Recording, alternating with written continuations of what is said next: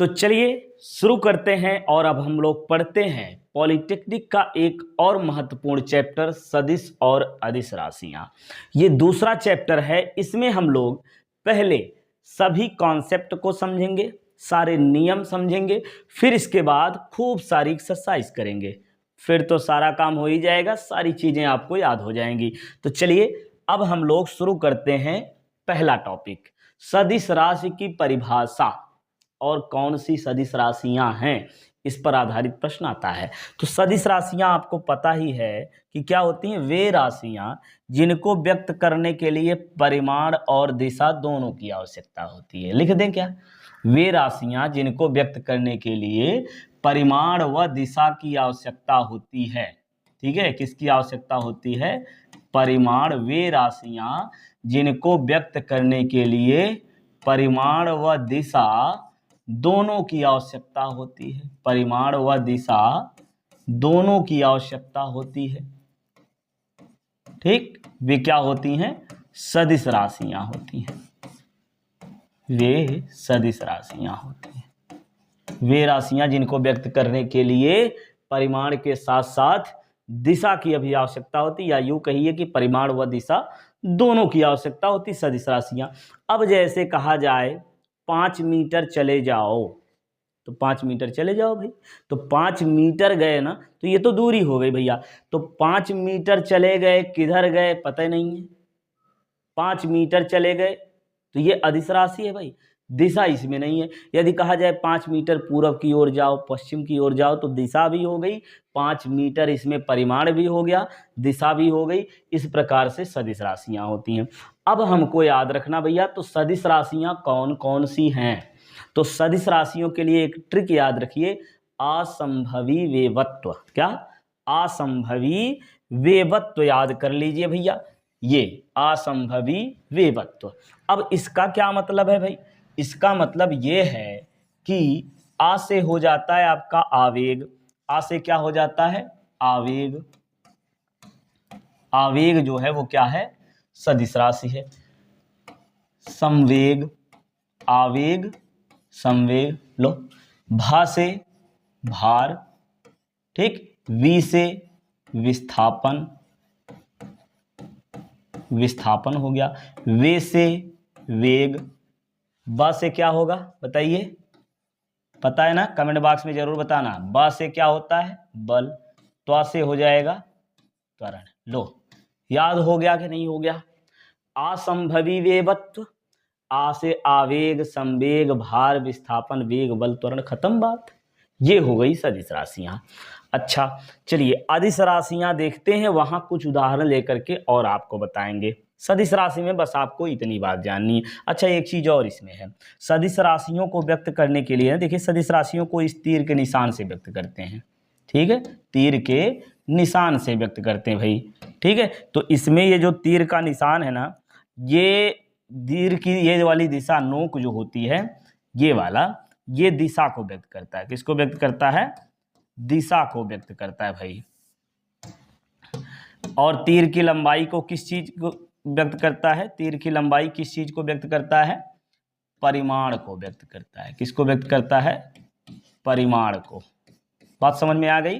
तीर की ये लंबाई जो होती है परिमाण को व्यक्त करती है, और ये नोक की दिशा, नोक जो होती है ये उसकी दिशा को व्यक्त करती है। तो परिमाण और दिशा दोनों हो गई, ये पूरा मिला के सदिश हो गया। तो सीधी बात ये समझिए कि सदिश को किससे प्रदर्शित करते हैं? तीर के निशान से, जिसमें ये परिमाण, ये दिशा हो गई। चलिए आगे बढ़ते हैं, अगला देखते हैं भाई। अदिश राशियां, वे राशियां जिनको व्यक्त करने के लिए केवल परिमाण की आवश्यकता होती, दिशा की नहीं। ठीक है, क्या?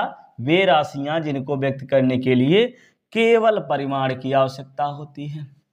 केवल परिमाण की आवश्यकता होती है। केवल परिमाण की आवश्यकता होती है, दिशा की नहीं।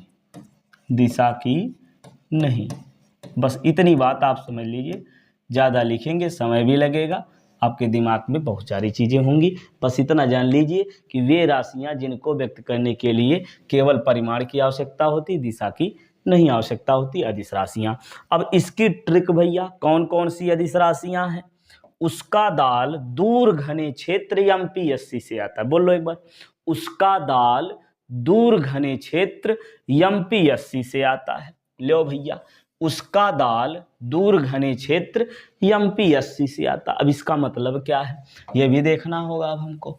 हाँ, ऊ से हो जाएगा, ऊ से हो जाएगा उष्मा, क्या क्या, उष्मा, ऊर्जा,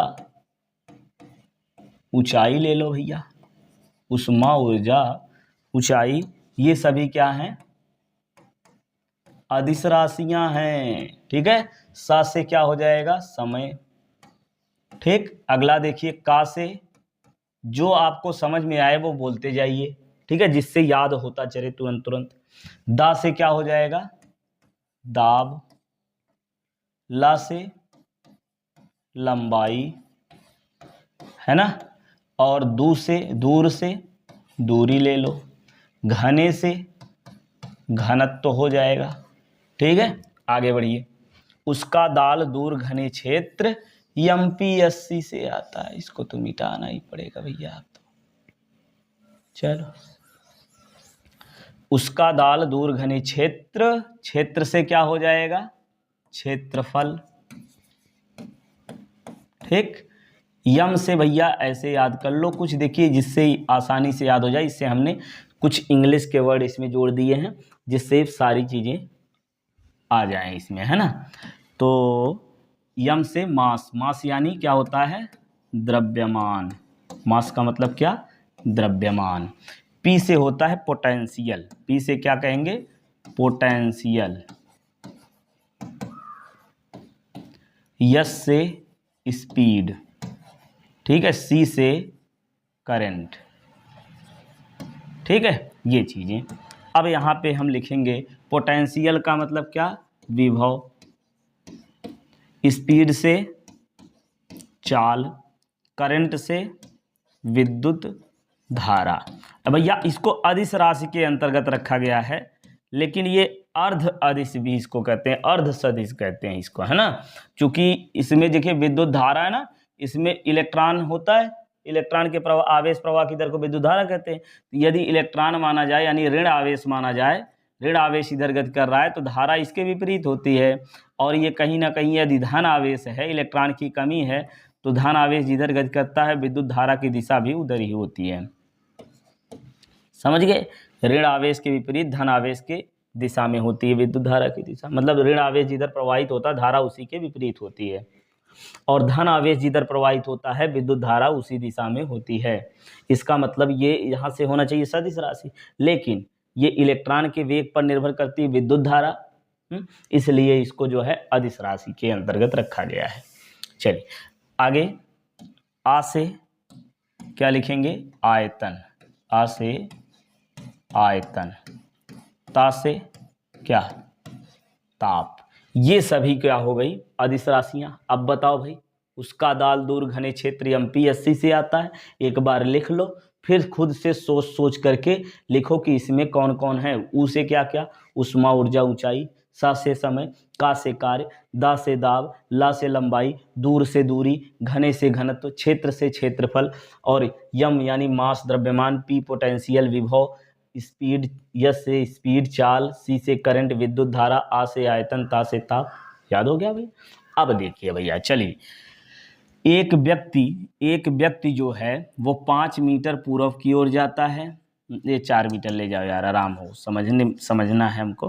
5 मीटर पूर्व की ओर जाता है, ठीक है। फिर वो जो है 3 मीटर उत्तर की ओर जाता है, 3 मीटर उत्तर की ओर जाता है, ठीक है। अब इसमें बताना है दूरी कितनी होगी, दूरी जो है और विस्थापन कितनी होगी, दूरी और विस्थापन। चूंकि दूरी जो है वो क्या है, अदिश राशि है, दूरी अदिश राशि है, इसमें दिशा की आवश्यकता नहीं होगी। और विस्थापन जो है ये क्या है, ये है भैया सदिश राशि। अब देखो तो कितनी दूरी गया, इसमें दिशा से कोई मतलब नहीं किधर गया है। पहले तो 4 मीटर पूरब आया, 3 मीटर उत्तर की ओर गया, तो 4 3 7 सीधे सीधे जोड़ लो। अब अगर बात आई विस्थापन की, विस्थापन कैसे देखोगे? विस्थापन क्या होता है? प्रारंभिक स्थिति से अंतिम स्थिति के बीच की न्यूनतम दूरी, ये विस्थापन होती है। तो विस्थापन कौन सा? ये वाला होगा। और ये कितना होगा? ये 90 अंश है, तो ये आएगा 5, तो ये आ गया 5। समझ गए? तो दूरी विस्थापन ये अलग अलग होती है भैया। जिसमें दिशा होगी वो विस्थापन हो जाएगा, जिसमें दिशा नहीं होगी वो दूरी हो जाएगी। ठीक है। अच्छा, अब ये देखिए, इसमें दूरी विस्थापन दोनों अलग अलग है। और यदि कहा जाता कि पहले 4 मीटर गया फिर 3 मीटर गया है, तो कितना आता? दूरी और विस्थापन दोनों साथ हो जाता है। दूरी और विस्थापन दोनों साथ हो जाता। अब ये प्रश्न आप कमेंट बॉक्स में बताएंगे कि एक व्यक्ति पहले पूरब की ओर 4 मीटर जाता है, पूरब की ओर 4 मीटर जाता है, ठीक है, फिर पश्चिम की ओर वो 7 मीटर जाता है, फिर पश्चिम की ओर वो 7 मीटर जाता है। ठीक, अब इसमें आपको दूरी और विस्थापन कमेंट बॉक्स में आंसर देना है। दूरी और विस्थापन कितना होगा ये कमेंट बॉक्स में जरूर आप बताइए। ठीक है। वो चला कहाँ से, लो एक बार फिर से समझा दे रहे हैं।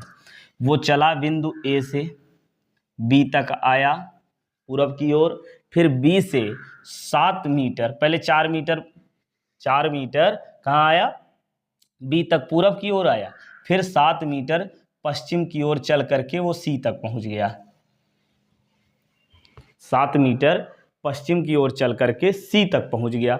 अब इसमें दूरी और विस्थापन आपको बताना है। ठीक है, चलिए अब अगला टॉपिक देखते हैं, ये समझ में आ गया होगा। अब देखिए भैया, सदिशों के प्रकार। तो शून्य सदिश, वे सदिश जिनका परिमाण शून्य होता शून्य सदिश कहलाते हैं। वे सदिश जिनका परिमाण क्या होता है? शून्य होता है, वे शून्य सदिश कहलाते हैं। अब शून्य सदिश कैसे होगा? कोई व्यक्ति 4 मीटर पूरब की ओर गया है, फिर 4 मीटर लौट करके पश्चिम की ओर आ गया, तो वहीं फिर पहुंच गया। प्रारंभिक स्थिति से अंतिम स्थिति के बीच की न्यूनतम दूरी शून्य हो गई, तो ये शून्य सदिश हो गई इसमें। ठीक इस तरीके से शून्य होता है। वे सदिश जिनका परिमाण शून्य होता है शून्य सदिश कहलाते हैं। और इनकी दिशा भैया, दिशा तो होती है लेकिन वो अनिश्चित होती है। शून्य सदिश में क्या होता है? दिशा तो होती है लेकिन किधर होती है ये पता नहीं होता है। दिशा क्या होती है? अनिश्चित होती है। अनिश्चित, परिमाण शून्य होता है और दिशा अनिश्चित होती है। वे सदिश जिनका परिमाण शून्य होता है परंतु दिशा अनिश्चित होती है शून्य सदिश कहलाते हैं। हो गया। अब समान सदिश, वे सदिश जिनके परिमाण व दिशा दोनों समान होती हैं। वे सदिश जिनके परिमाण व दिशा समान होती है, वे क्या कहलाते हैं? समान सदिश कहलाते हैं। ये क्या कहलाते हैं? समान सदिश कहलाते हैं। ठीक, चलिए एक यहाँ पे इसको दिखा दे रहे हैं, एक और दिखा दो। ये लो, ये दोनों सदिश ए, एक सदिश ए हो गया, दूसरा सदिश बी हो गया, ये दोनों समान सदिश हो गए। अब आगे देखेंगे विपरीत सदिश। वे सदिश, लो पहले यहाँ जो है इसको दिखा दे रहे हैं। ठीक, एक सदिश ये हो गया,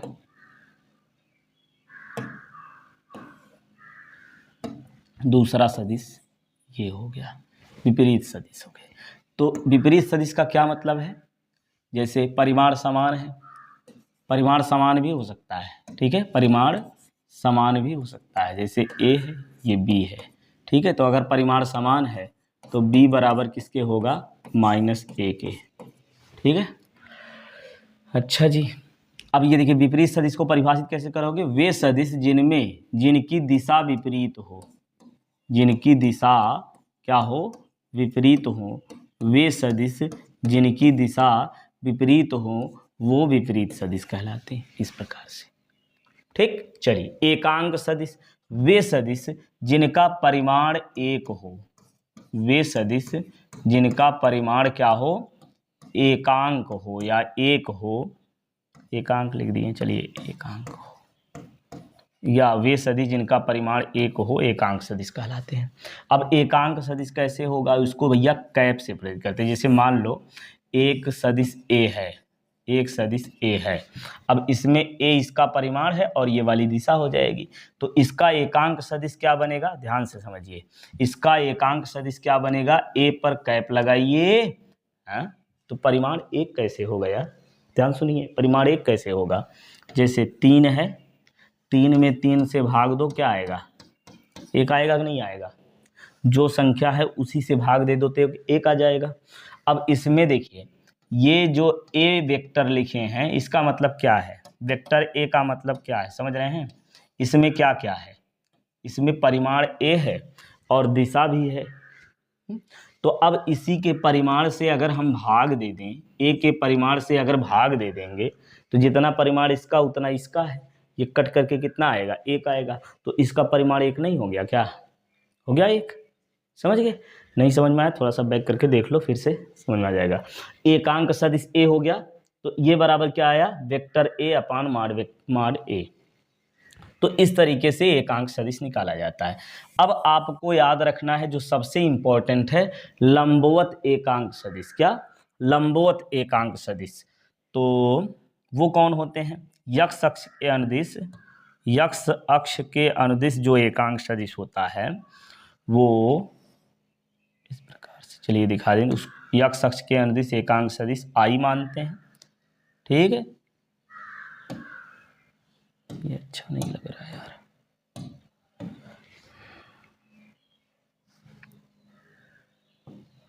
चलिए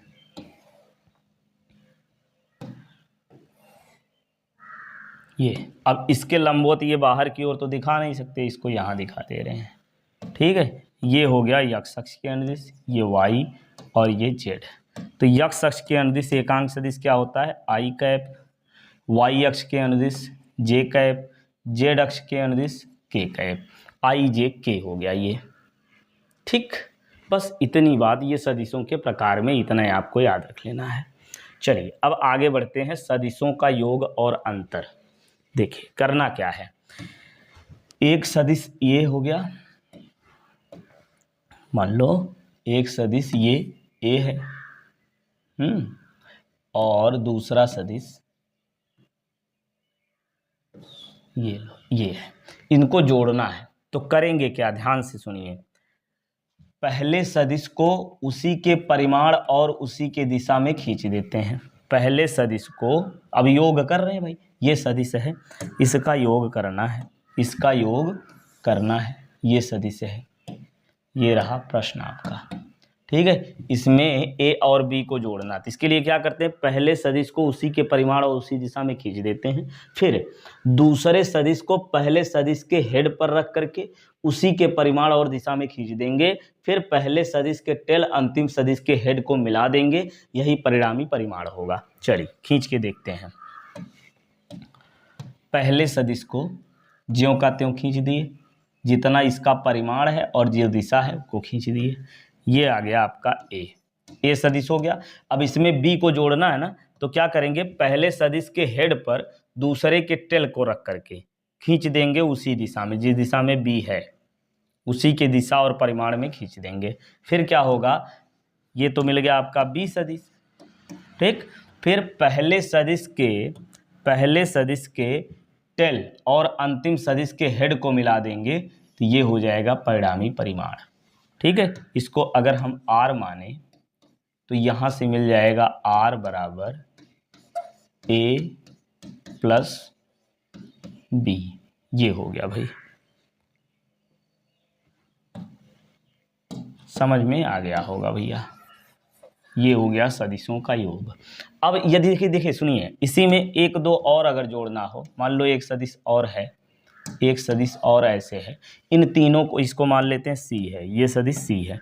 अब अगर तीनों को जोड़ना है तो वही प्रक्रिया है, क्या करेंगे, पहले सदिश को ज्यों का त्यों खींचेंगे, फिर दूसरे सदिश को पहले सदिश के हेड पर रख करके उसी परिमाण दिशा में खींच देंगे। अब इस बी में सी को ऐड करना है, तो सी को क्या करेंगे, दूसरे सदिश के हेड पर रख करके उसी के परिमाण और उसी दिशा में खींच देंगे। देखिए इसकी दिशा इधर है ना, इधर खींच दो, तो ये ए बी सी आ गया, ए बी सी।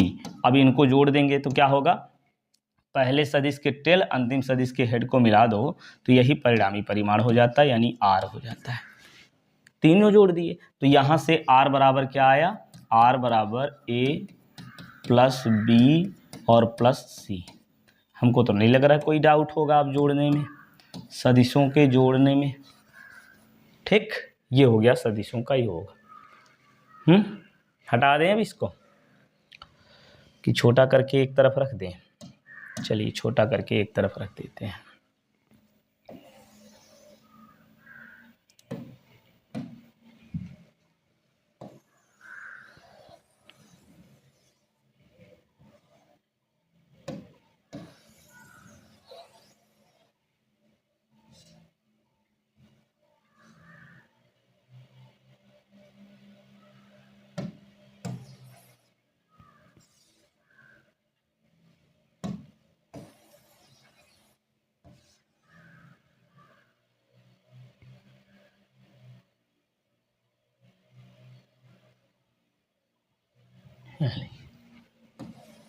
इनको भी जोड़े हैं तो रख दो इसको भी। ठीक है, एक तरफ ये हो गया। अब चलिए भैया अंतर देखते हैं, सदिशों का अंतर कैसे करोगे। बस वही काम आपको करना, पहले सदिश को उसी के परिमाण और उसी दिशा में खींच दो, फिर दूसरे सदिश को क्या करोगे, पहले सदिश के हेड पर रखोगे, वही काम हो रहा है। अब जिस दिशा में था उसी दिशा में अगर खींच दोगे तो योग हो जाएगा, उसके जस्ट विपरीत खींच दोगे तो अंतर हो जाएगा। बस इतनी सी बात है। तो चलिए ए यहाँ हम निकालते हैं, आर बराबर ए माइनस बी। तो ए माइनस बी निकालना है तो पहले ए खींच दो उसी के परिमाण और उसी दिशा में, जिस दिशा में ए है, ए तो यही है ना, खींच दिए। अब क्या करेंगे, बी को खींचेंगे पहले सदिश के हेड पर रख करके उसके विपरीत दिशा में। देखिए बी इधर है ना, तो इधर नहीं खींचना, इसका विपरीत इधर खींचना है, समझे ना। अंतर के लिए यदि जोड़ देंगे ना तो ये जोड़ना अगर है तो उसी दिशा में खींचेंगे और पहले के हेड से दूसरे टेल, पहले के टेल को अंतिम के हेड से मिला देंगे, ये परिणामी योग हो जाएगा। अंतर करना है क्या, तो उसके विपरीत दिशा में खींच दो उसी के परिमाण में, बी वाला जितना परिमाण है उतने खींचोगे, विपरीत दिशा में खींच दोगे। बस विपरीत दिशा में खींच दिए और पहले सदिश के टेल से दूसरे सदिश के हेड को मिला दो, ये हो जाएगा परिणामी आर।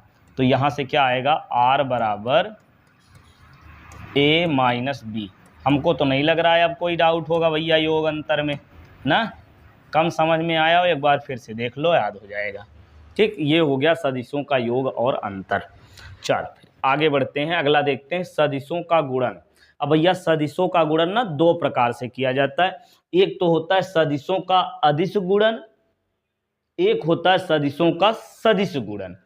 अब देखिए अदिश गुणन में क्या होता है कि जैसे मान लिया जाए ए और बी खींच लें, फिर से क्या, ये लो भैया खींच देते हैं, ए और बी, ए और बी दो सदिश हैं, ए और बी दो सदिश हैं और इनके बीच का कोण थीटा है।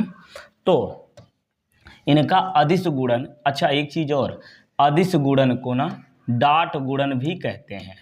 अदिश गुणन को क्या, डाट गुणन भी कहा जाता है।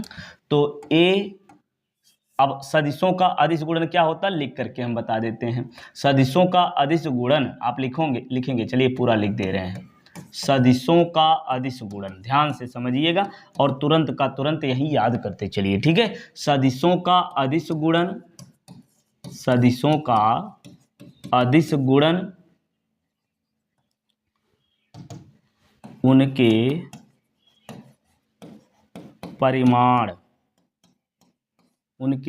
परिमाण व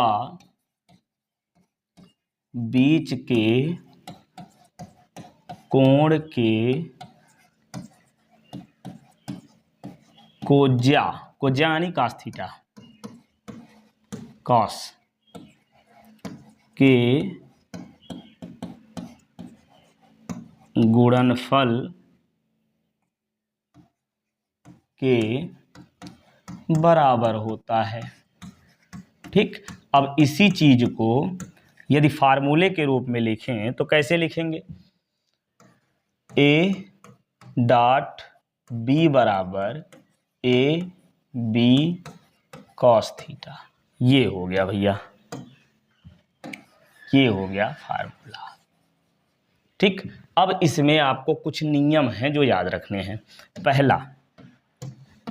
पहला यदि समान सदिश है, क्या है? समान सदिशों का क्या? अदिश गुणन।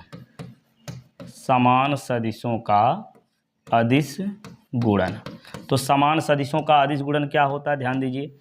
तो जैसे ए डॉट ए, ये समान सदिश है ना, इनका अदिश गुणन करना। तो ए डॉट ए मतलब ए का परिमाण गुणे ए का परिमाण है, और बीच में कॉस थीटा, तो दोनों सदिश एक ही हैं, तो उनकी दिशा भी तो एक ही हो जाएगी, यानी बीच का कोण शून्य होगा। तो cos 0 का मान 1 होता है, यानी ए स्क्वायर आएगा। ए डॉट ए मतलब vector A dot vector A, ये बराबर होगा भैया ए स्क्वायर के। ये बहुत ही इंपॉर्टेंट है, इसको अच्छे से याद रखिए। जैसे समान सदिश है ना, तो इनका जो स्वगुणन होता है, स्वगुणन मतलब उसी का उसी में गुणा, तो जो स्वगुणन होता है उस सदिश के परिमाण के वर्ग के बराबर होता है। ठीक है, ये होता है। चलिए अब इसके बाद अगला समझ लेते हैं। यहीं पे दूसरा, ऊपर से लिख दें क्या? यहां लिखते रहे। लंबवत सदिशों का, लंबवत सदिशों का क्या? अदिश गुणन। लंबवत सदिशों का अदिश गुणन, ये कैसे होगा? लंबवत सदिशों का अदिश गुणन, लो भैया गुणन भी लिख देना। लंबवत सदिशों का अदिश गुणन, तो जैसे ए डॉट ये बी, ये दोनों यदि लंबवत हैं तो ए और बी का परिमाण है, क्या लिखेंगे? ए और बी का परिमाण लिखेंगे, और बीच के कोण की कोज्या। तो ए डॉट बी बराबर ए बी कॉस 90, और कॉस 90 का मान 0 होता है, तो इसका मतलब ए डॉट बी बराबर 0।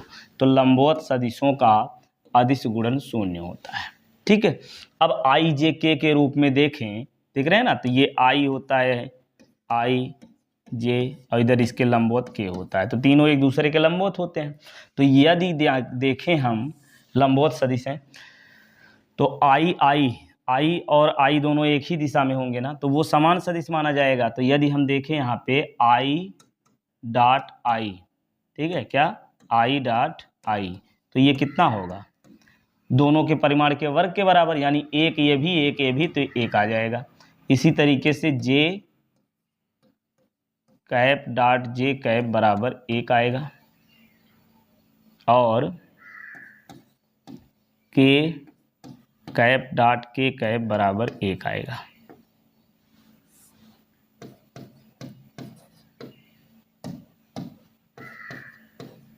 ये आएगा 1। ठीक, इसको भी आपको अच्छे से याद रख लेना है।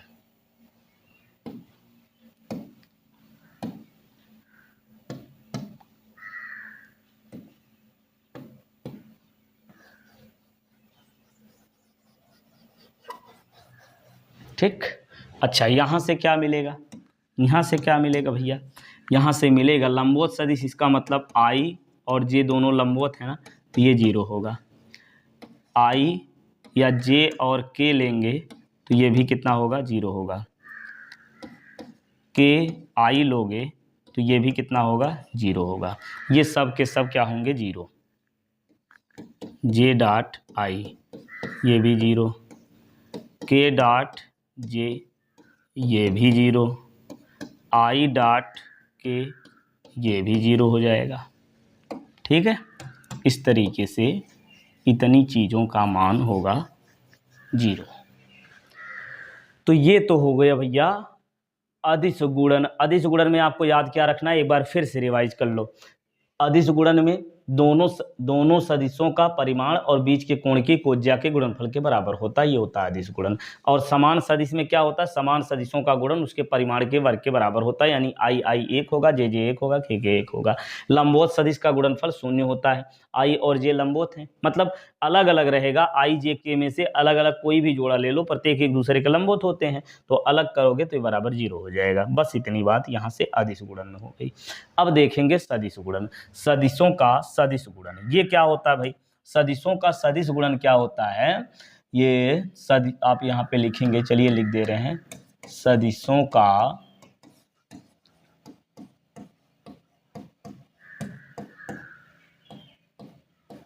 सदिश गुणन उनके परिमाण व बीच के कोण के कोज्या के गुणनफल के बराबर होता है, बीच के गुणनफल के बराबर होता है। बस बीच के कोण के कोज्या नहीं ज्या के गुणनफल के बराबर होता है। और दिशा व परिणामी दिशा आपको लिखना पड़ेगा, दिशा से काम नहीं चलेगा, परिणामी दिशा, परिणामी मतलब दोनों के अदिश गुणन करने के बाद जो मिलेगा उसकी दिशा, परिणामी दिशा दोनों सदिशों के लंबवत बाहर की ओर होती है, दोनों सदिशों के लंबवत बाहर की ओर होती है।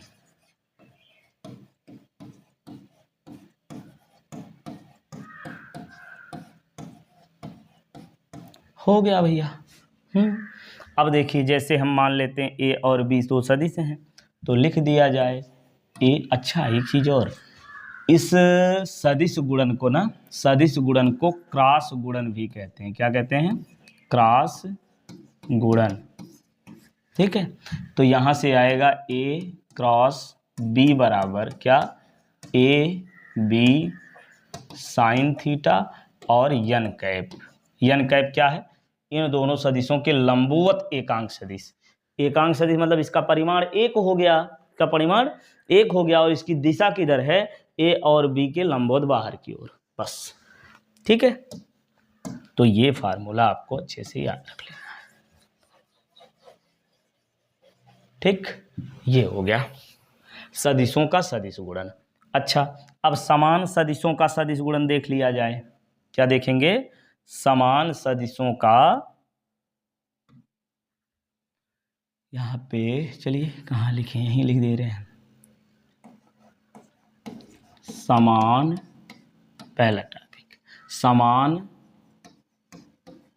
सदिशों का क्या? समान सदिशों का सदिश गुणन। समान सदिशों का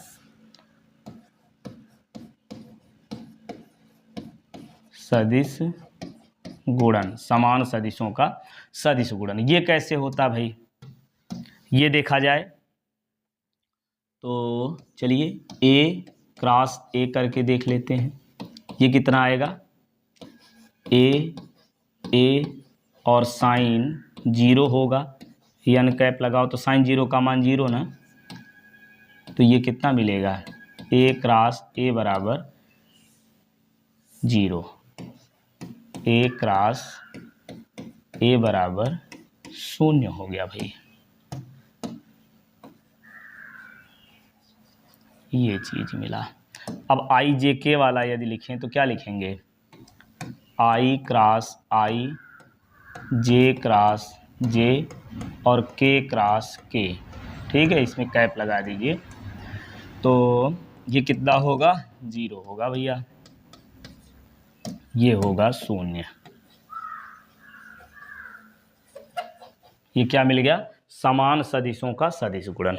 अब चलिए यहाँ पे लिखते हैं समान सदिशों का लंबवत सदिशों का। अब ना समान तो हो गया, अब क्या करेंगे, लंबवत सदिशों का क्या, लंबवत सदिशों का सदिश गुणन,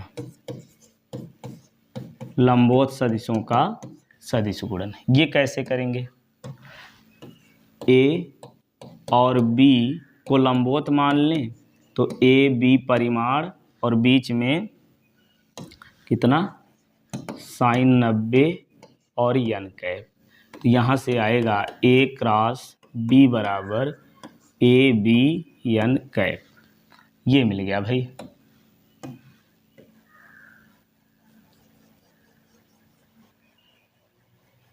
ठीक, ये मिल गया लंबवत सदिशों का क्या, सदिश गुणन।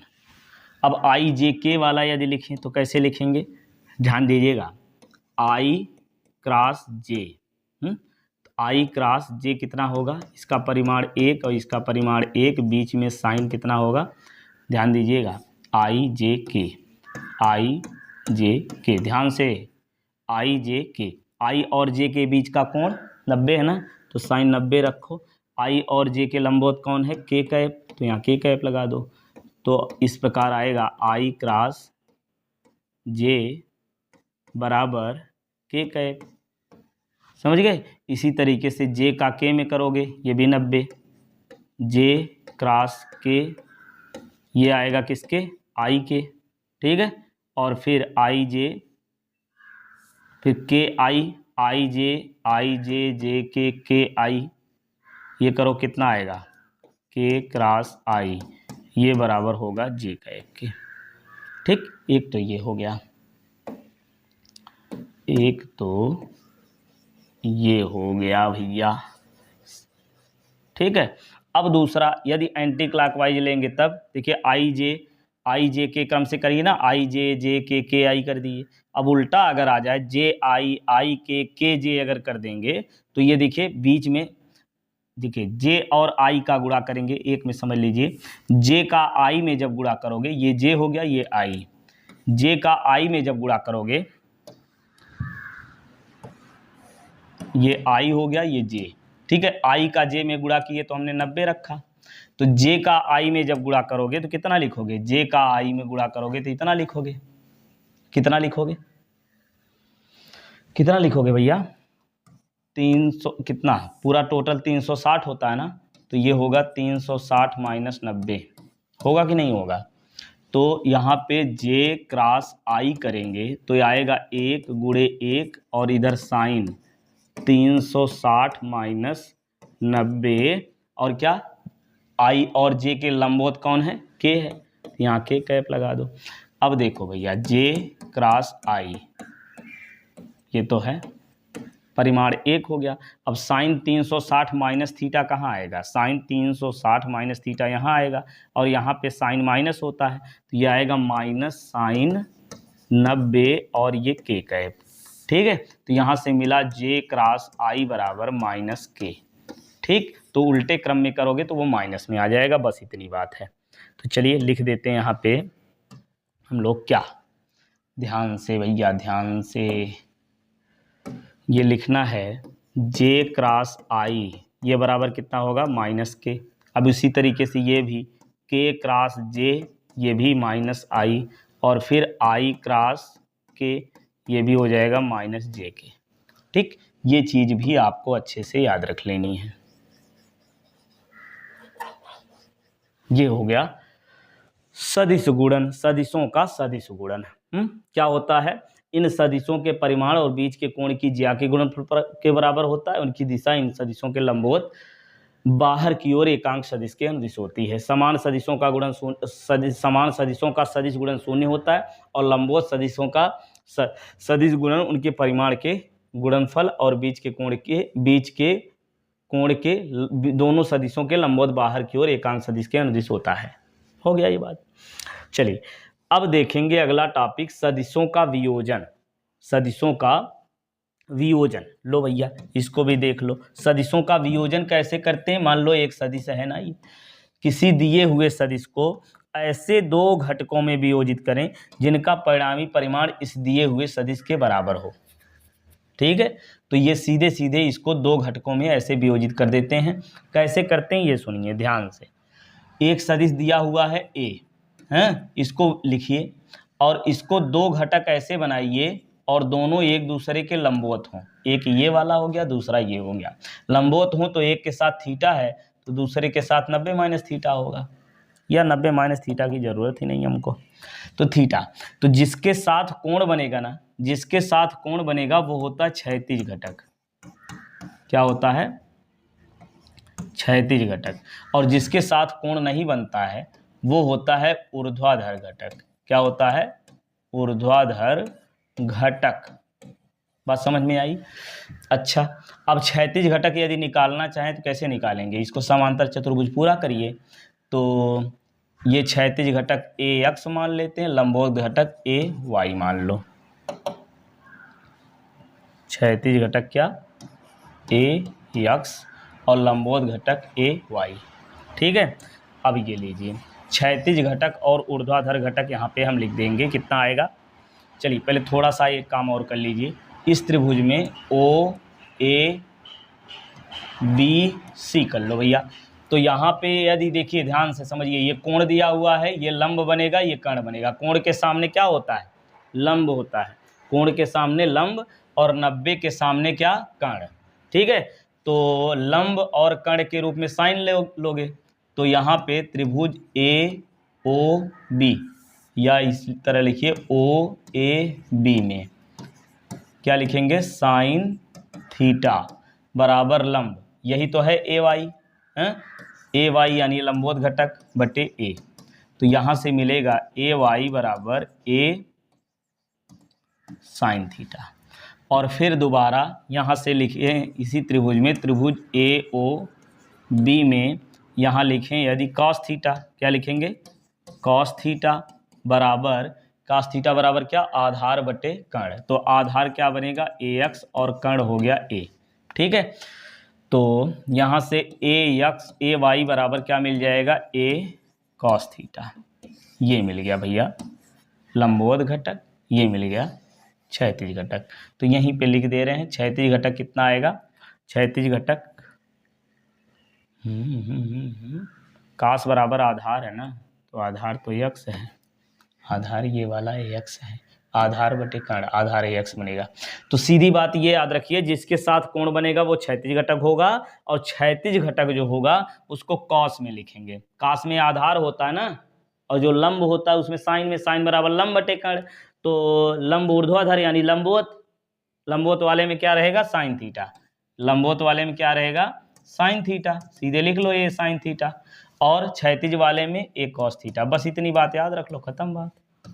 ठीक है, लंबवत वाले में जिसको भी वियोजित करना है उसी में साइन थीटा से गुणा कर लो, और क्षैतिज घटक निकालना है तो कॉस थीटा से गुणा कर दो। समझ गए? बस इतनी बात है। ठीक, चलिए ये तो हो गया सदिशों का वियोजन। अब देखिए भैया समांतर चतुर्भुज का नियम, यानी सदिशों के समांतर चतुर्भुज का नियम। अब इसको समझने से पहले एक काम कर लीजिए। एक सदिश ए हो गया, दूसरा सदिश ये लो बी हो गया, दूसरा सदिश ये बी मान लेते हैं। ठीक है, अब क्या करना है कि इन दोनों सदिशों को, ये जो दिए गए दो सदिश हैं, इन दोनों सदिशों को समांतर चतुर्भुज की संलग्न भुजाओं के रूप में प्रदर्शित करें। संलग्न भुजाएं मतलब लगी हुई भुजाएं। ठीक है, संलग्न भुजाओं के रूप में इस प्रकार प्रदर्शित करें कि ये समांतर चतुर्भुज की दो संलग्न भुजाएं बन जाएं। इन दोनों दिए हुए सदिशों को समांतर चतुर्भुज की संलग्न भुजाओं के रूप में प्रदर्शित करें। तो लीजिए पहले प्रदर्शित कर लेते हैं, एक ए सदिश हो गया, यही ठीक है, एक सदिश ए हो गया, और दूसरा सदिश जो है बी है, दूसरा सदिश ये बी हो गया। और ए और बी, ध्यान से, ए सदिश ये हो गया और बी सदिश ये हो गया। ठीक, अब क्या करना है? समांतर चतुर्भुज की संलग्न भुजाओं के रूप में दिखाना ना। तो अब क्या करेंगे कि यहां से इसी समांतर, इसी सदिश को उसी के परिमाण और दिशा में खींच देंगे भैया। ठीक, ये हो गया। और बी के परिमाण और उसी दिशा में इधर खींच दिए। ये बन गया समांतर चतुर्भुज है। अब समांतर चतुर्भुज अगर ये बन गया तो इसका परिणामी क्या होता है? इन दोनों सदिशों के परिणामी परिमाण इसके विकर्ण से प्रदर्शित होता है। बस ये है समांतर चतुर्भुज का नियम। अब चलिए इसको कथन के रूप में हम यहाँ पे लिख दे रहे हैं। क्या? दिए हुए सदिशों को यदि दिए हुए दो सदिशों को समांतर चतुर्भुज की संलग्न भुजाओं के रूप में प्रदर्शित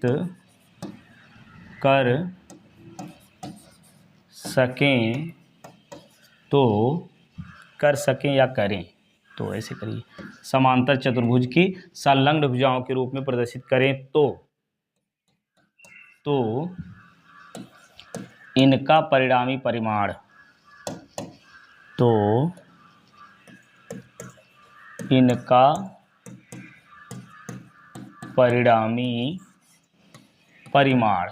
परिणामी परिमाण किसके बराबर होता है?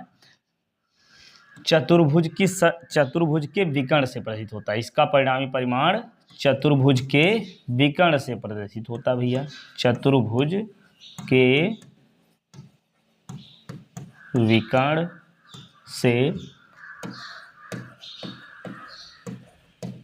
प्रदर्शित होता है। बस ये है समांतर चतुर्भुज का नियम।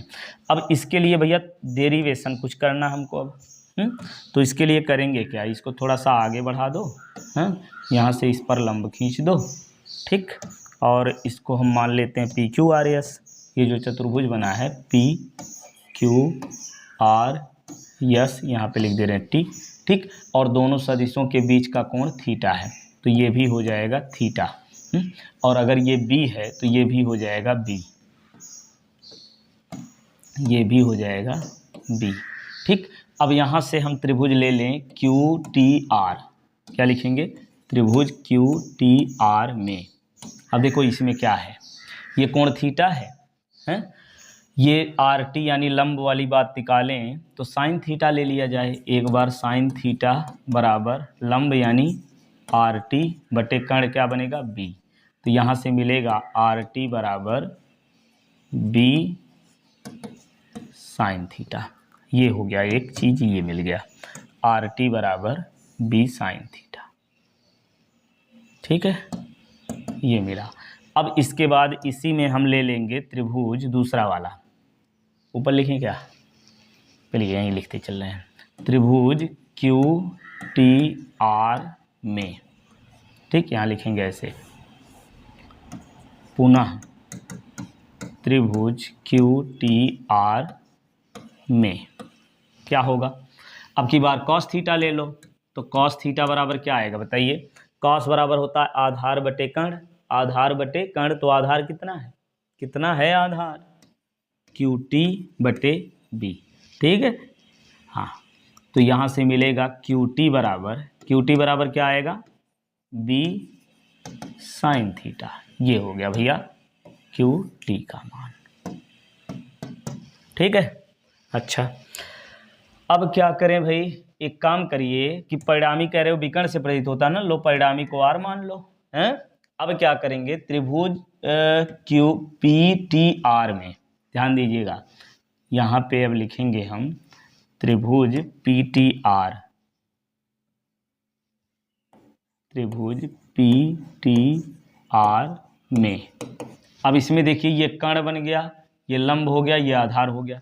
तो पाइथागोरस प्रमेय लगाएंगे तो कर्ण का वर्ग बराबर लंब का वर्ग यानी आर टी का वर्ग धन आधार का वर्ग यानी पी टी का वर्ग। ठीक, अब रख दो वैल्यू सब। आर टी का मान कितना निकाले हो, B sine theta, B square sine square theta, और पी टी का मान है, पी टी का मान कितना होगा, अच्छा ये पी से टी तक, ये ए और क्यू टी। ठीक है, तो डायरेक्ट लिख दे रहे हैं ए प्लस इस क्यू टी का मान कितना है, बी साइन थीटा, इसका कर लो वर्ग। ठीक है, अब सॉल्व करो।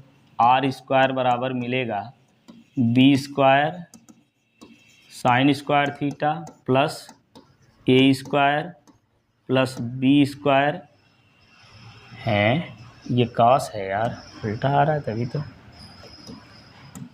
ये तो कॉस थीटा है ना। चलिए, तो इसको भी बदलना पड़ेगा, ले फिर से लिख दे रहे हैं। ये प्लस क्या मिलेगा, A plus B cos theta. अब ए प्लस बी का होल स्क्वायर करिए तो क्या मिलेगा, A square plus B square. Video यहीं पॉज करिए, खुद से इसको सॉल्व करिए। ठीक है, तो B square cos square theta plus 2ab cos theta, ये आएगा। अब देखिए B square sine square theta, B square cos square theta, तो बी स्क्वायर दोनों में है ना, ले लो कॉमन, यहाँ से आएगा आर स्क्वायर बराबर ए स्क्वायर, ये वाला पहले लिख दो, बी स्क्वायर ले लिए कॉमन है, तो क्या मिला, sign square theta plus cos square theta plus 2ab cos theta. इसका मान तो 1 हो गया। अब यहाँ से आया आर स्क्वायर बराबर A square plus B square plus 2ab cos theta. तो यदि हम आर बराबर लिखें, क्या आर स्क्वायर की जगह आर बराबर लिखेंगे तो ये आ जाएगा अंडर रूट। ठीक, ये हो गया भैया परिणामी परिमाण। ठीक, दो सदिशों के बीच का यदि कोण पता है तो इस तरीके से आर का मान निकाल लेंगे। और दिया हुआ परिणामी जो है, ये परिणामी दिए हुए सदिश के साथ यदि अल्फा कोण बना रहा है, ये अल्फा कोण बना रहा है, तो ये अल्फा बराबर क्या आएगा, यहाँ से हम निकालेंगे, ये भी फार्मूला आपको याद रख लेना है। tan अल्फा बराबर लंब बटे आधार, लंब क्या है आर टी, चलिए पूरा एक बार लिख दे रहे हैं, लंब आर टी बटे आधार कितना हो जाएगा पी टी ना। तो अब क्या मिलेगा भाई, यहाँ से मिलेगा tan अल्फा बराबर आर टी का मान कितना है, बी साइन थीटा ना, बी साइन थीटा, और धन बटे में क्या मिलेगा पी टी, ए धन क्यू टी, इसका मतलब ए धन बी कॉस थीटा। ये भी फार्मूला आपको अच्छे से याद रख लेना है। बस खत्म। सदिश राशि और अदिश राशि से रिलेटेड हमको बस इतना ही पढ़ना था भैया। अब इस पर आधारित न्यूमेरिकल यानी प्रश्नों को सॉल्व कर लेते हैं, किस प्रकार से प्रश्न आएंगे। पहला, दो बल P तथा Q, देखिए थ्योरी पर भी आधारित प्रश्न आता है, न्यूमेरिकल भी आता है। ठीक है, तो न्यूमेरिकल पार्ट भी देखते हैं अब। तो दो बल P तथा Q का परिणामी P है, यदि P को दोगुना कर दिया जाए तो परिणामी Q के साथ कितनी डिग्री का कोण बनाएगा। अच्छा, तो करें क्या, देखिए P और Q का परिणामी P है, तो R परिणामी R कह रहे थे ना, तो वो P है, किसका, A और B की जगह जो है P और Q है, A और B का परिणामी R है, अभी निकाले हो ना, तो P और Q का परिणामी P है। ठीक, फिर क्या कह रहे हैं, P को दोगुना कर दिया जाए तो कोण, तो पहले तो ये कोण निकाल लेते हैं यहाँ पे हम, कैसे, चूंकि आर स्क्वायर बराबर अभी निकाले हो A square plus B square plus 2ab cos theta, तो आर की जगह यहाँ लिखोगे पी स्क्वायर प्लस बराबर पी स्क्वायर और plus Q square plus 2pq cos theta. ये पी स्क्वायर कट गया, यहाँ से मिला Q square plus 2pq cos theta बराबर 0। तो q कॉमन ले लो, तो q plus 2p cos theta बराबर 0। तो यहाँ से मिलेगा क्या, एक बार तो मिल जाएगा q बराबर 0 और दूसरा q plus 2p cos theta बराबर 0, ये चीज़ें मिल गई। अच्छा, तो परिणामी क्यू के साथ कितने डिग्री का कोण बनाएगा? अभी हमने देखा था ये समांतर चतुर्भुज ए, ये बी, ठीक है, समांतर चतुर्भुज पूरा किए इस तरीके से बनाए थे। तो ये परिणामी हो गया। तो परिणामी यदि ए के साथ अल्फा कोण बनाता है तो tan अल्फा बराबर क्या लिए थे? ए प्लस, नहीं बी लिखे थे ना, बी साइन थीटा और बटे ए प्लस बी कॉस थीटा लिखे थे। यहाँ क्या है? यहाँ है क्यू के साथ बनाया गया कोण पूछ रहे हैं ना, तो क्यू के साथ बनाया गया कोण पूछ रहे हैं तो यहाँ क्यू लिखोगे और यहाँ पी लिखोगे। ठीक, तो क्या बनेगा? tan अल्फा बराबर फार्मूला, tan अल्फा बराबर, ध्यान दीजिएगा, tan अल्फा बराबर मिलेगा क्यू साइन थीटा बटे, नहीं क्यू कहाँ से, बी की जगह क्या है इसमें? पी है, तो क्या होगा? पी साइन थीटा बटे Q plus 2p cos theta, ये होता है बीच का कोण। अब क्या करें? एक काम करो कि q plus 2p cos theta का मान यहाँ पे रख दो, ये तो समझने के लिए लिखे थे, मिटा दे रहे हैं।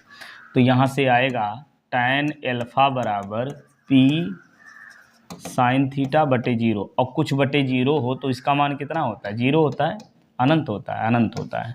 तो tan कितने का मान अनंत होता है? 90। तो ये आ जाएगा tan 90, तो अल्फा का मान आ गया 90 अंश। तो ए वाला इसमें करेक्ट आंसर हो जाएगा। चलिए अगला लगाइए फटाफट। अगला सवाल, ये क्या कर रहे हैं? 12 न्यूटन और 5 न्यूटन के दो बल अल्फा कोण बनाते हैं, ये अल्फा कोण बनाते हुए कार्यरत हैं, इनका परिणामी 13 है, तो अल्फा का मान लो। आर बराबर, परिणामी 13 कह रहे हैं ना, परिणामी 13 कह रहे हैं, आर बराबर 13, ए बराबर 12 और बी बराबर 5 हैं, और थीटा बराबर, लिख दे क्या? थीटा बराबर अल्फा के, और यही अल्फा निकालना है। तो चूंकि हम जानते हैं आर स्क्वायर बराबर A square plus B square plus 2ab cos theta, R की जगह यहाँ लिखोगे 13 का वर्ग, ए की जगह लिखोगे 12 का वर्ग, बी की जगह लिखोगे 5 का वर्ग, 2 गुणे 13 गुणे 13 का 12 हो गया, 12 गुणे 5 कॉस अल्फा। बस अब ये हो गया 1 6 9 144, 5 5 25 और धन 12 25 60 दूनी 120 कॉस अल्फा, और ये मिला कितना? जोड़िए 9 6 1 और धन 120 कॉस अल्फा, तो घट जाएगा 0 आएगा। अब मिलेगा 120 कॉस अल्फा बराबर 0, ठीक है। तो यहाँ से मिलेगा कॉस अल्फा है, ये कॉस अल्फा बराबर 0, तो कॉस कितने का मान 0 होता है? कॉस 90 का मान 0 होता है, तो अल्फा बराबर 90, अच्छा पाई के रूप में, तो पाई बाई 2, ये डी वाला करेक्ट हो जाएगा। समझ में आया? चलिए अगला लगाइए। दो बल जिनमें प्रत्येक का मान 3 न्यूटन है, दो बल ए और बी दोनों कितने हैं? 3 न्यूटन है। इस प्रकार लगे हैं कि परिणामी बल का मान भी 3 है। अच्छा, आर बराबर 3 है हो तो इन बलों के बीच का कोण निकालो, तुरंत निकालो। आर स्क्वायर बराबर A square plus B square plus 2ab cos alpha, तो थीटा ही लिख दो, क्या दिक्कत है। तो आर का मान यहाँ 3 का वर्ग धन बराबर 3 का वर्ग धन 3 का वर्ग धन 2 गुणे 3 गुणे कॉस अल्फा थीटा। तो ये 3 का वर्ग कट गया, तो यहाँ से मिला 0 बराबर 9 धन 3 त्रिका 9 दूनी 18 है कॉस थीटा। अब यहाँ से मिलेगा 18 कॉस थीटा बराबर -9। अब ये आ गया कॉस थीटा बराबर -9 बटे 18, 9 दूनी 18, तो कॉस थीटा बराबर -1/2। तो कॉस कितने का मान 1/2? ये होता है कॉस 120 अंश का मान 1/2। कितने का मान? कॉस 120 अंश लिख दें। कैसे आया अभी बताते चले, चलिए बता दे रहे हैं, ठीक है। माइनस कॉस में तो इतना जान ही रहे हो कि कॉस 60 का मान 1/2 होता है, तो माइनस को हटाओ, कॉस थीटा बराबर माइनस कैसे हटाओगे, कॉस 180 माइनस 60 लिख दो, तो कॉस 180 माइनस 60, ये लो यार, कॉस 180 माइनस थीटा बराबर माइनस होता है ना, माइनस कॉस थीटा, तो ये वाला कॉस माइनस माइनस ये प्लस हो जाएगा, तो कॉस थीटा बराबर आएगा कॉस है 120, ठीक है। कितना,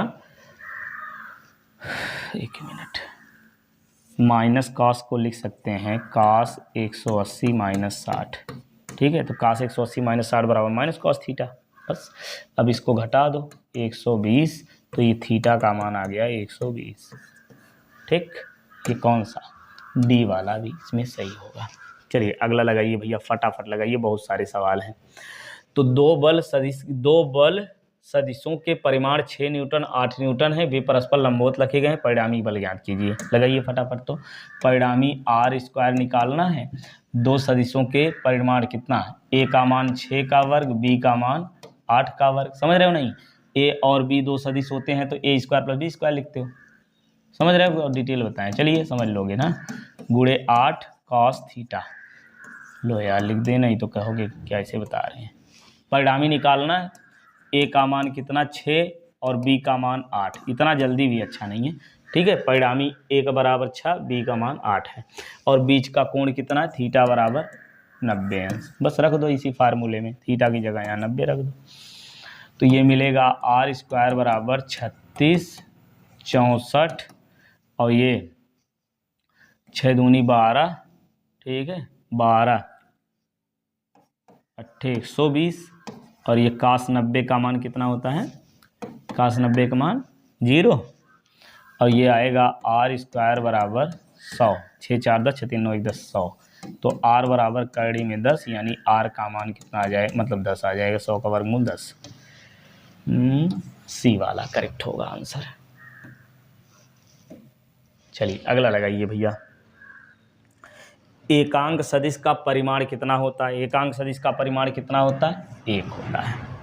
चलिए अगला देखिए, निम्न राशियों में से कौन सी सदिश नहीं है, तो गतिज ऊर्जा भैया अदिश राशि है, ऊर्जा हमने बताया ना, उसका दाल दूर घने क्षेत्र एमपीएससी से आता है, ऊ ऊर्जा उष्मा ऊंचाई, ये सदिश राशि है।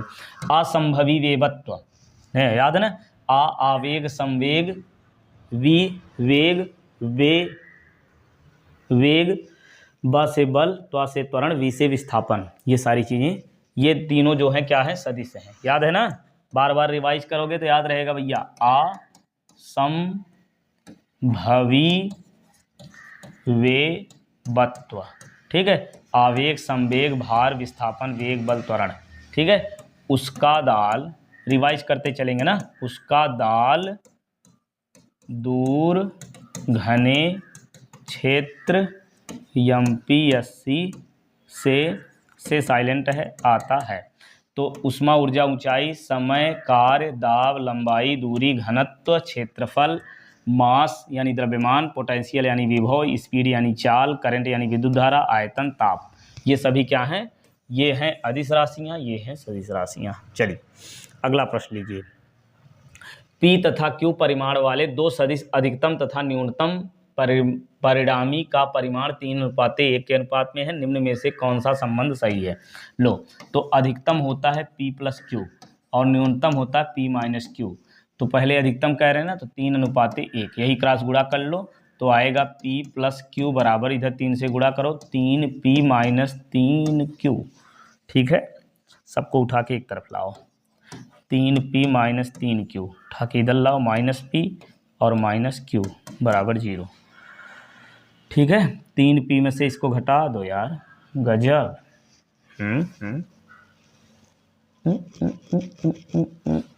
3P में से एक P निकाल लो, कुछ तो गड़बड़ है, 3P में से एक P निकाल लो, 2P हो गया, और 3Q कितना बनेगा, -4Q, समान चिन्ह है, जुड़ जाएगा ना, 3Q 1Q जुड़ जाएगा, 4Q बराबर 0। अब क्या करें, अच्छा पी क्यू संबंध, ठीक तो है। अभी आ गया 2p बराबर 4q, तो यहाँ से p बराबर क्या आएगा, 2 से भाग दे दो, 2q, p बराबर 2q होगा, ऑप्शन यहाँ है, तो ये सी वाला करेक्ट हो गया। चलिए अगला प्रश्न देखिए। एक व्यक्ति 60 अंश के कोण पर उत्तर पूर्व में 20 मीटर चलता है, पूर्व की ओर उसने कितनी दूरी तय की। अच्छा जी, गजब, मस्त सवाल। क्या किधर जा रहा है, उत्तर पूर्व, उत्तर पूर्व मतलब समझ रहे हैं, लो बना दे रहे हैं भैया, हिंदी में लिखें, पूर्व, पश्चिम, उत्तर, दक्षिण। तो पूरब उत्तर में 20 मीटर जाता है, ले जाओ इसको 20 मीटर इधर, कितने कोण पर, पूर्व की ओर एक व्यक्ति 60 अंश के कोण पर, लो भैया 60 अंश के कोण पर इसको 20 मीटर ले जाओ, हैं, तो पूर्व की ओर कितनी दूरी तय किया, पूर्व की ओर कितनी दूरी तय किया, ये वाली दूरी निकालनी है, इस दूरी को x मान लो, खत्म बात। अब यहाँ पे ओ ए बी, ठीक, यहाँ लिखेंगे त्रिभुज ओ बी ए में क्या लिखें, कर्ण है और ये आधार है, तो आधार बटे कर्ण क्या होता है, कॉस, कॉस 60 बराबर आधार यक्स बटे 20 है, तो यहाँ से यक्स बराबर आएगा 20 कॉस 60, ये आ गया 20 कॉस 60 का मान 1/2, कितना आ गया 10 मीटर। 10 मीटर हो गया, ये ए वाला इसमें करेक्ट आंसर हो गया, ठीक है।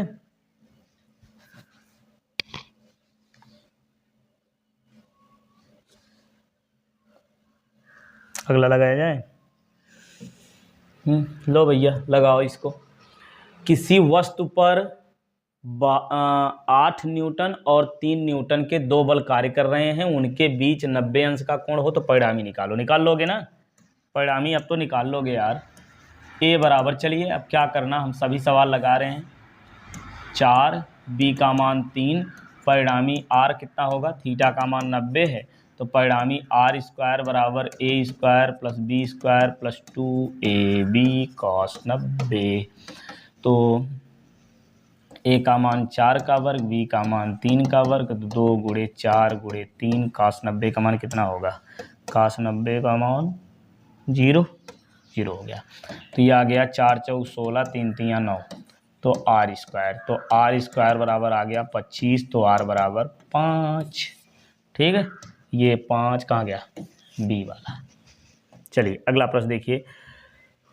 300 न्यूटन के 2 बल समान विघटित बल जो कि परस्पर 60 अंश पर हैं का मान होगा। 300 न्यूटन बल 2 समान, अच्छा, परिणामी R बराबर 300 दिए हैं और 2 समान बल हैं, यानी A बराबर, इसको यक्स मान लेते हैं, B को भी यक्स मान लेते हैं, दोनों समान बल हैं, A और B दोनों समान हैं, और बीच का कोण कितना है, 60 बराबर, थीटा बराबर 60 अंश, थीटा बराबर लो 60 अंश। अब यहाँ फार्मूला लगा दो, आर स्क्वायर बराबर A square plus B square plus 2ab cos 60, तो आर का मान लिखेंगे 300 का वर्ग, ए का मान यक्स का वर्ग, बी का मान यक्स का वर्ग, 2 गुणे यक्स और कॉस 60 का मान 1/2 ना, ये 2 से 2 काट दो भैया, तो कितना मिलेगा 900 बराबर, ये 3 यक्स स्क्वायर हो जाएगा ना, देखिए यक्स स्क्वायर 3 बार, तो अब क्या करें, यक्स स्क्वायर बराबर 900/3, 3 से काट दो, 300 आ गया, तो यक्स बराबर करड़ी में 300, करड़ी में 3 गुणे 100 का ये आ गया 10, 1.73, सही है ना। अरे यार 900 नहीं, ये आएगा 4 जीरो आएगा ना, 3 3 9, 2 जीरो कवर करोगे 4 जीरो हो जाएगा, 1 10 और आएगा, ओम 1.73 गुणे 100 1.732 1732 इतना आ गया न्यूटन का बल। ठीक है, तो इतने न्यूटन के दो समान बल हैं, तो वो 60 अंश के कोण पर रखे जाएंगे तो परिणामी 300 हो जाएगा। चलिए अगला देखिए फटाफट। दो एकांक सदिशों का योग एकांक सदिश है तो उनके अंतर का परिमाण होगा। ओहो, क्या है? दो एकांक सदिश का योग, ये लो ए, और ए का परिमाण 1 है और बी का परिमाण भी 1 है, और इनका योग यानी r बराबर a प्लस बी बराबर भी कितना है? 1 है ना। दो एकांक सदिशों का योग एकांक सदिश है, 1 है ये भी परिमाण, तो उनका अंतर का परिमाण कितना होगा? अच्छा, a प्लस बी बराबर a प्लस बी बराबर 1 है, a प्लस बी बराबर 1, तो यहाँ से हम करेंगे a square plus B square plus 2ab cos theta बराबर 1। ए और भी, ए भी 1 है, एक कट गया, हैं? सही है ना। अब यहाँ 2 कॉस थीटा धन 1 बराबर 0, तो यहाँ से मिलेगा 2 कॉस थीटा बराबर 1, तो कॉस थीटा 1 इधर आएगा माइनस होगा, -1/2। तो अभी निकाले थे ना कॉस 120 का मान 1/2, तो थीटा का मान 120 आ गया। और अंतर का परिमाण निकालना है तो a माइनस बी का मान निकालना है, तो a माइनस बी का वर्ग कर दें, क्या कर दे रहे हैं, ठीक है ना। तो a स्क्वायर प्लस, वेक्टर लगा दो यार,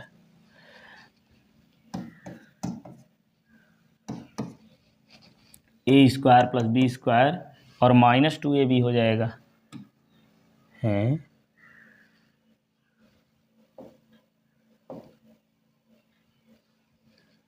कहाँ गायब हो गया यार?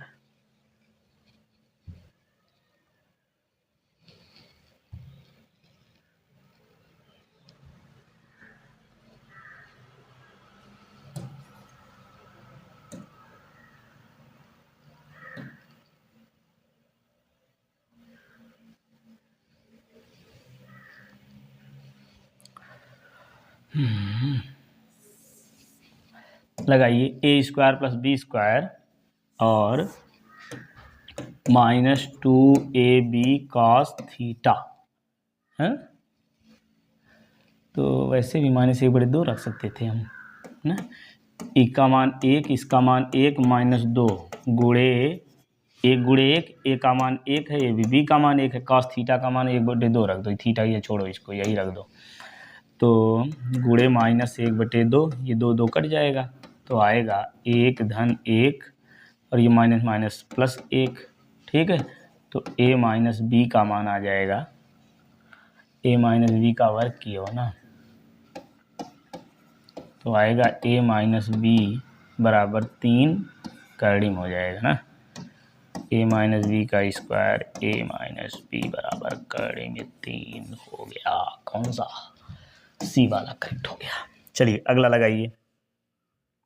सदिश राशि है, कौन सदिश राशि है? वेग सदिश राशि है।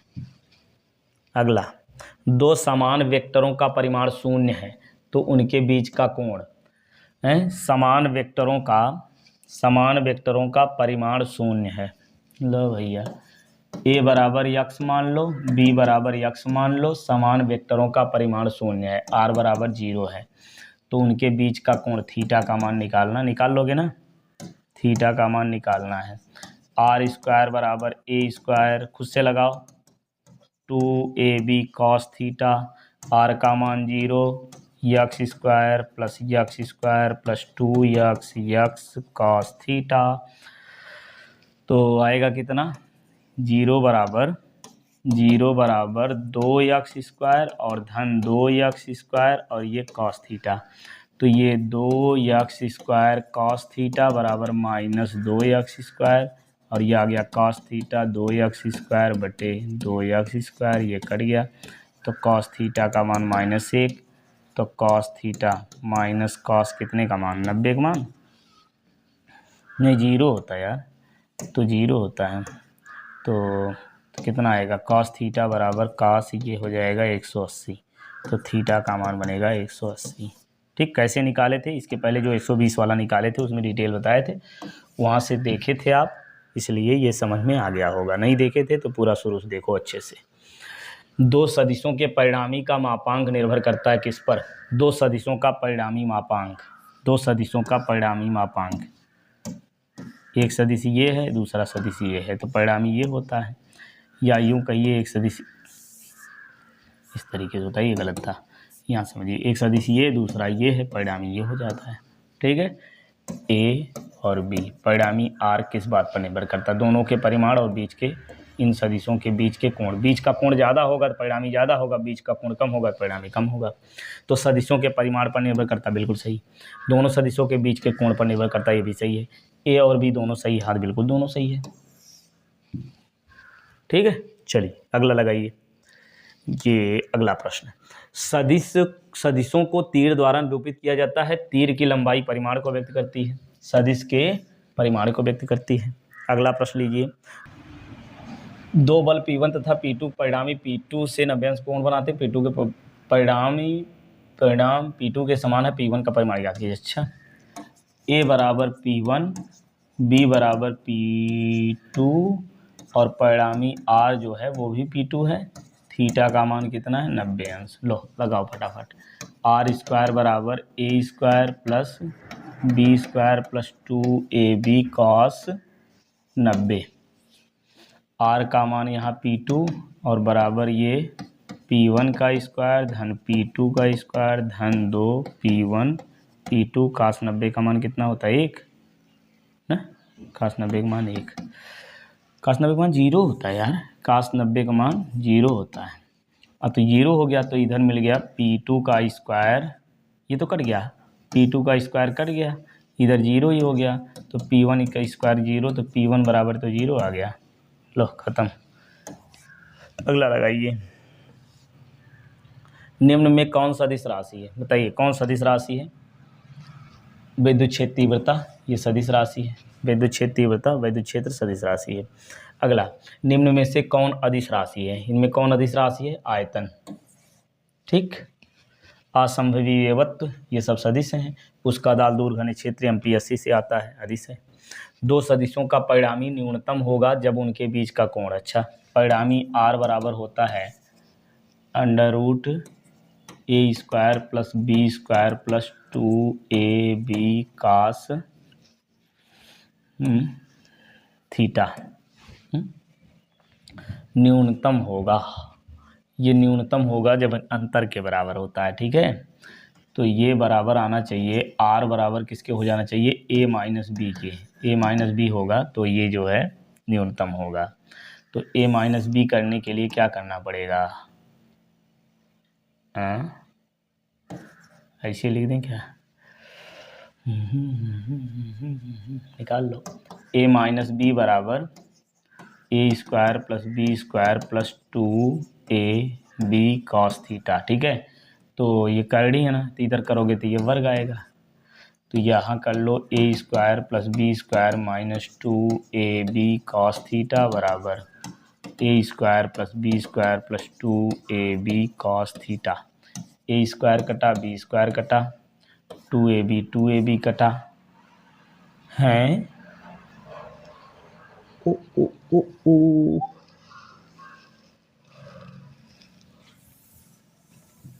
ए माइनस बी होना चाहिए, तो इसके लिए ए माइनस बी ले आने के लिए करोगे कितना, A square plus B square minus 2ab, और माइनस 2ab तब होगा जब cos थीटा का मान -1 होगा। तो कितने के लिए -1 होगा, पाई के लिए, अभी निकाले थे पाई 180। ठीक है, चलिए अगला देखिए, दो सदिशों का परिणामी अधिकतम होगा जब उनके बीच का कोण, परिणामी अधिकतम होगा तो ये R का मान a प्लस बी आना चाहिए, और तब a प्लस बी आना चाहिए, तो इसका मतलब cos थीटा का मान 1 होगा, और cos कितने का मान 1 होता है, cos 0 का मान 1 होता है, थीटा का मान 0 हो जाएगा सीधे सीधे। चलिए अगला देखिए, यदि किसी पत्थर को ऊपर से नीचे की ओर ऊंचाई तक फेंका जाता है तब पत्थर कुछ समय पश्चात उसी स्थान पर लौटकर आ जाता है, तो विस्थापन, जहाँ से फेंके हो लौट के वहीं आ गया, विस्थापन शून्य, खत्म। ठीक है, जहाँ गया वहीं फिर से आ गया, विस्थापन शून्य हो गया। शून्य सदिश की दिशा होती है, अभी बताए थे हम लोग, अनिश्चित होती है। ठीक है, तो इस तरीके से ये पूरा हमने प्रैक्टिस किया और सभी नियम देखे, तो उम्मीद है कि सभी प्रकार के प्रश्न आपको अच्छे से समझ में आए होंगे। यदि नहीं आया तो एक बार दुगनी स्पीड करके एक बार फिर से देख लीजिए, सारी चीज़ें स्पष्ट हो जाएंगी। चलिए अब हम लोग इसी प्रकार से, है ना, डेली आप लोगों को वीडियो एक सुबह एक शाम करके वीडियो मिलेगा डेली, और अच्छे से तैयारी करते जाइए। पहले चैप्टर वाइज हम लोग सारी चीज़ें पढ़ेंगे, फिर इसके बाद मॉडल पेपर खूब सारा सॉल्व करेंगे। तो चलिए पढ़ते रहिए, स्वस्थ रहिए, मस्त रहिए, मिलते हैं फिर नेक्स्ट वीडियो में। Bye bye, take care.